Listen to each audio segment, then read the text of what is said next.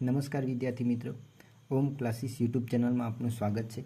તો આજે આપણે દ્વિચલ સુરેખ સમીકરણ યુગ્મનો ઉકેલ આદેશની રીતે કઈ રીતના મેળવવો એ વિશેની ચર્ચા કરવાના છીએ, બરાબર। તો દરેક વિદ્યાર્થીએ પૂરો વિડીયો જોજો।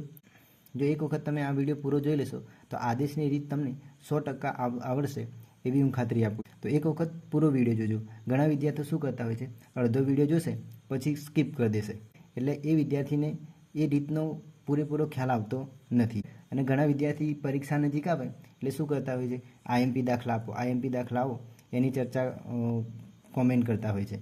પણ સૌથી પહેલાં તો ગણિતમાં મેઇન વસ્તુ શું છે કે કોન્સેપ્ટ તમારો ક્લિયર હોવો જોઈએ। કોઈ પણ વસ્તુ તમે શીખો છો તો એને આઈએમપી તરીકે ગોખવાની જરૂર નથી, પણ એ વસ્તુ પાછળ, એ દાખલા પાછળ ગણતરીનો કોન્સેપ્ટ શું છે એ સમજવો જરૂરી છે, બરાબર। તો આજે આપણે આદેશની રીતનો કોન્સેપ્ટ કઈ રીતના છે એ વિશેની ચર્ચા કરીશું। તો જોઈએ, આપણને અહીંયા બે સુરેખ સમીકરણ યુગ્મ આપેલા છે। તો આદેશની રીતમાં તમારે શું કરવાનું છે, કોઈ પણ એક ચલને બીજા ચલના સ્વરૂપમાં ફેરવવાનું છે। તો બીજા ચલના સ્વરૂપમાં ફેરવવું એટલે શું કે કોઈ પણ એક ચલને સૂત્રનો કર્તા બનાવી દેવાનો। તો અહીંયા આપણને બે સમીકરણ આપેલા છે, તો સૌથી પહેલાં નંબરિંગ કરી દો 1 અને 2। હવે સૂત્રનો કર્તા કોને બનાવવો એ પ્રશ્ન છે, બરાબર। તો તમારે જોવાનું છે કોઈ પણ સમીકરણમાં કોઈ ચલ એકલો છે એનો મતલબ શું, કોઈ ચલ એવો હશે કે જેની જોડે સહગુણક હોય નહીં। તો અહીંયા તમે સમીકરણ 2માં જોઈ શકો છો કે એક્સ એકલો છે, એટલે કે એક્સ જોડે કોઈ સહગુણક નથી। આમ તો આપણે એક સહગુણક લખી શકીએ, પણ અહીંયા આપણે આપેલો નથી। તો સમીકરણ 2 પરથી આપણે શું કરીશું, એક્સને સૂત્રનો કર્તા બનાવીશું। તો સમીકરણ 2 પરથી એક્સની કિંમત શોધીએ, બરાબર। તો એક્સ બરાબરની આ બાજુ જ રહેશે, આ પ્લસ 2y છે એ બરાબરની પેલી બાજુ જશે તો શું થશે, માઇનસ, એટલે 3 - 2y। ધ્યાન રાખજો, દરેક જણને ખ્યાલ જ હશે કે પ્લસવાળી સંખ્યા બરાબરની પેલી બાજુ જાય તો શું થશે, માઇનસ થશે। હવે આ જે એક્સની કિંમત મળી આપણને એને નામ આપો 3, સમીકરણ નંબર 3। હવે શું કરવાનું છે, જે સમીકરણ પરથી સૂત્રનો કર્તા બનાવ્યો છે એના એ સમીકરણમાં આપણે એક્સની કિંમત મૂકવાની નથી, એના સિવાયના સમીકરણમાં મૂકવાની છે, બરાબર। તો આપણે સમીકરણ 2 પરથી બનાવ્યો છે તો એના સિવાયનું સમીકરણ કયું છે, સમીકરણ નંબર 1। તો સમીકરણ 1માં આપણે એક્સની કિંમત મૂકતા તો અહીંયા લખવાનું છે તમારે એક્સની કિંમત સમીકરણ 1માં મૂકતા।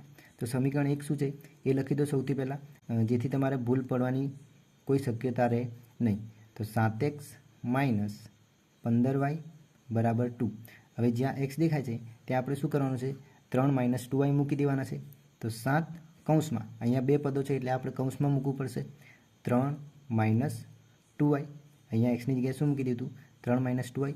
પછી બાકીનું જે છે એ એમનું એમ -15y = 2, બરાબર। હવે અહીંયા સાદુરૂપ આપવાનું છે, 7 અંદર ગુણાશે તો 7 તરી 21, માઇનસના માઇનસ, 7 દુ 14y।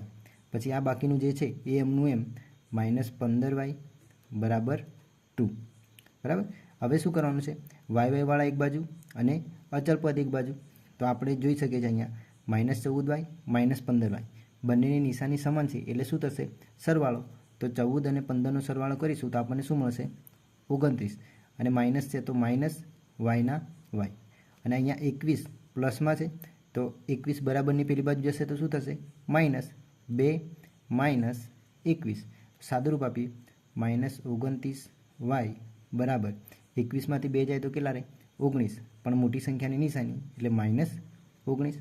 હવે વાયની કિંમત શોધવાની છે આપણે, તો વાય જોડે કોણ ગુણાયેલું છે, -29। આપણને ખબર છે કોઈ પણ સંખ્યા ગુણાકારમાં હોય તો બરાબરની પેલી બાજુ જશે તો શું થશે, ભાગાકારમાં જશે, એટલે કે y બરાબર -19/-29। હવે થોડું સાદુરૂપ આપીએ, અહીંયા માઇનસ માઇનસ કેન્સલ થઈ જશે એટલે કે માઇનસ માઇનસ પ્લસ, એ રીતના પણ તમે વિચારી શકો છો। એટલે વધશે શું આપણી જોડે, 19/29। તો આપણને yની કિંમત શું મળે છે, y બરાબર 19/29। હવે આપણે કોની કિંમત શોધવાની છે, એક્સની।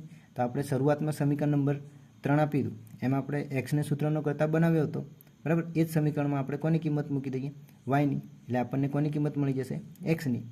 તો લખવાનું નીચે, બરાબર, હું સાઈડમાં લખું છું કે વાયની કિંમત વાયની કિંમત સમીકરણ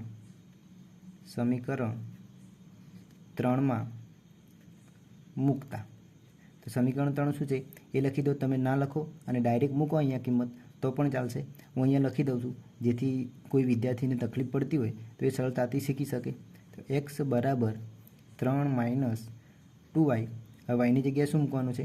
19/29. તો 3m માઇનસ 2m કૌંસમાં 19/29. હવે સાદુરૂપ આપવાનું છે. ચલો 3m અહીંયા છેદ ઉડે એવા છે નહીં. જો છેદ ઉડતા હોય તો ઉડાડી દેવાના, નથી ઉડે એવા તો આ બંનેનો ગુણાકાર થઈ જશે. 19 × 2 = 38/29. હવે શું થશે? જો આવું દેખાય તમને તો શું કરવાનું છે? ચોકડી ગુણાકાર. અહીંયા છેદમાં કશું નથી તો શું મૂકી દઈશું? આપણે 1 મૂકી દઈશું.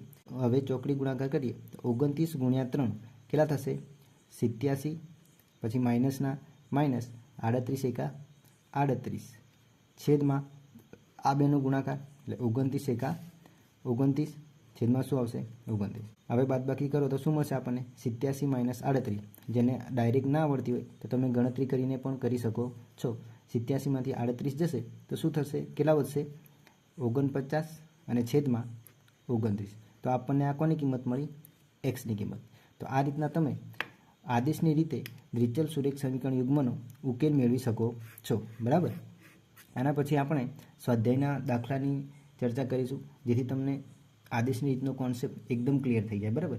એક વખત જો ના ખબર પડી હોય તો ફરી એક વખત વિડીયોને રિપીટ કરી લેજો એટલે 100% તમને આદેશની રીતે કોઈપણ સમીકરણ યુગ્મને ઉકેલી શકો.